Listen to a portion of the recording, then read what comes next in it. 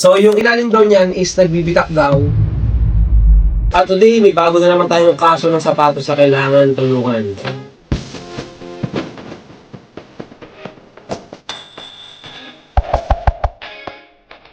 So, ang case na sasagutin naman natin ngayon is kung ano daw ba yung magandang ginagamit na paint, no, para sa Air Max 90. Kasi daw, nagbibitak-bitak daw. Hanap tayo ibang kulay. Yan, yung Air Max 90.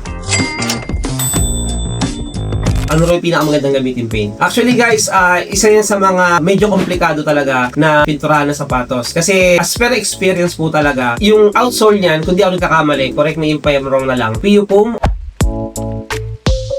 or iba foam yung ginagamit dyan.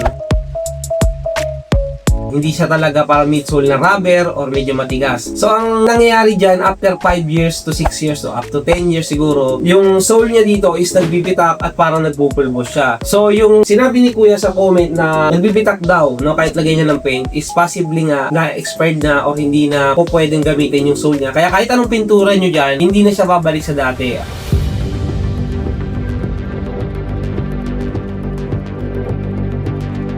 Ginagawa ng mga ibang restoration shops yan is nire-replace na talaga yung kabuuan ng midsole niya, which is actually hindi siya practical kasi syempre medyo mahal nga yun. Pero sa mga shoe lover na medyo shoe collector, no, na nagko-collect ng mga magandang klase ng Air Max, so pwede naman natin i-advise yun. Nga lang kung mumurahin lang din naman yung nabili mo at medyo luma na, mabuting huwag mo lang ituloy yung pag-repaint niya. If gusto mo pang matuto tungkol sa mga restoration ng mga sapatos, just comment down below, sagutin natin mamaya yan.